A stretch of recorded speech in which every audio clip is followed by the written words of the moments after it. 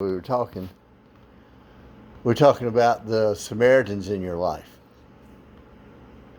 All Oh, the good Samaritans. Now, the last thing was, I think, was when Bonnie was born. and the gate was locked. Yeah. Yeah. So suppose the gate was locked. It's like, Yeah, we had to go all the way around the base. And Tom was so worried I was going to have that baby before we could get to the hospital. yeah, Of course, it was the first one. But so he took me there, got me checked in, and left me, and and went on home because he had to work the next day, and it was going close to 11 o'clock or whatever. yeah, And they would not allow the husbands in delivery rooms and anything then. You know, times it have was changed. it was once I had the baby, they would let him know. Yeah, wow. So she wasn't born until after lunch the next day, and he came over then. And he, I, he was real glad that it was a girl. He said he wanted a girl first, Oh, a big sister. Um,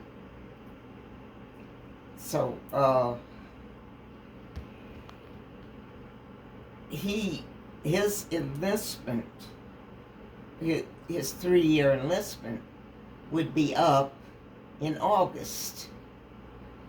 So he was to re-enlist and give his choice of his next base. So he re-enlisted for Orlando so he could stay yeah. there.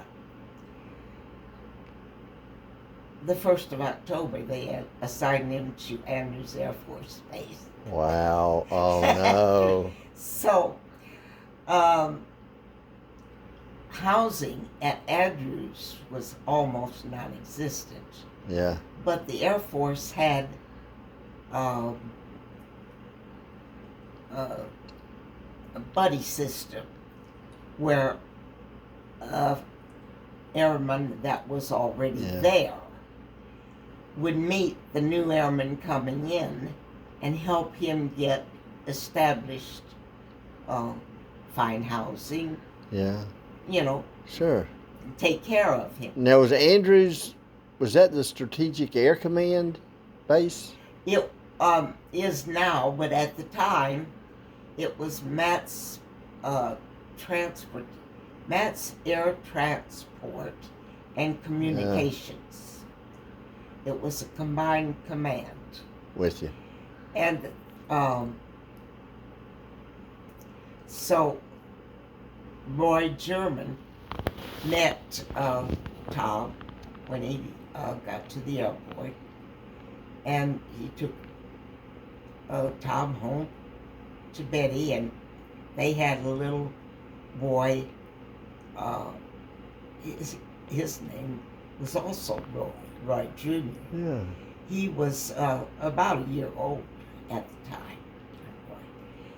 And so Roy helped Tom find a place to live. And like I said, they were non-existent, actually, finding apartments. Mm-hmm. But Hester Fort lived just outside the main gate, less than a quarter mile almost from the main gate. We were like almost in the yield section, Yeah. just before that. And her husband had TB. Oh no. They had just found out. Tuberculosis. That was. And he was not in the good. hospital at Baltimore because at the time that's the way they did TB. Yeah. You had to be isolated, Mm-hmm. So she had decided to rent out a bedroom upstairs with housing accessibility. So Roy and Tom found that place. Yeah. Um, and so Tom was there in October, and Hester Ford had Linda, who was about 9 at the time. So I would be there when Linda came home on the bus because Hester worked. But since we had a baby, she actually gave us 2 rooms. The bedroom that she had intended to rent. Yeah. And then a small bedroom right next to it that she was using just for storage. Oh, that so was that nice. was nursery for Bonnie. Yeah. For Bonnie. So and Tom would take her on the weekends when she wasn't working on Saturday. He would take her up to Baltimore to see her husband. Oh. So it was a God thing. Yeah.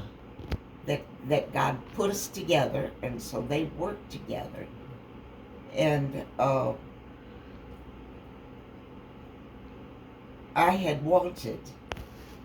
always thought I wanted the children to be like close together, maybe 2 years apart, not 4 years or 6 years, like. So I got pregnant with Florence Dorothea, and we were so happy.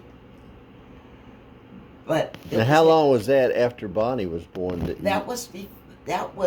Bonnie was 11 months old when we moved to Hester's house. And that winter, she decided she had to paint the kitchen. It needed painting. And as it worked out, they painted the kitchen, and then we got a rainy spell, and everything was closed up. Yeah. And what would happen is she would work and come home and make supper. And I would use the kitchen before she got home. And we would eat in a kitchenette. She had the kitchenette off the dining room. So the kitchenette was ours to eat, and they ate in the dining room. Yeah. And then after supper, we'd share the living room. She also had a sunroom that was the entire length of the house like this. Wow. And in the wintertime, she had put some clotheslines up in the sunroom, and also had a clothes rack, which, with Bonnie in diapers. Oh, yeah. That was where I washed. But now her washing machine was, of course, the wringer type. Mm-hmm. There were no dryers. But it was down in the basement. Yeah. And the basement was the normal 20 steps down. Yeah, wow. So I carried the basket down, washed the clothes, and hung them up. So I would have to do that while Bonnie was sleeping, because I couldn't carry both. Oh, yeah. So I would do that while Bonnie was sleeping. So what I wanted to tell you was, it was funny because this one day when Betty decided to come over, she would come over and bring Roy Jr. on occasion. And they would play together. I was washing clothes, so we took the kids outside. That was by springtime. And we took the kids outside, and they were playing in the yard just beyond the clotheslines, and Betty was helping me hang up the clothes. And they were both playing together, and that was fine. And the next thing, Bonnie said, "No, Roy," or something to that effect, because the yard had a fence. And then in 50 feet or so, the fence turned, and there was another wood fence. And on the other side of that wood fence was a field that had a bull in it. Oh, no. And here is little Roy trying to climb over that wood fence. And that's the way he was. He was very adventurous. Yeah, And it it's dangerous. just that quick, yeah. It was funny how fast it happened. Yeah. But just that quick. So y'all, we stopped him and everything was fine. But that was the way the friendship went. Yeah. And so we got real close with her. But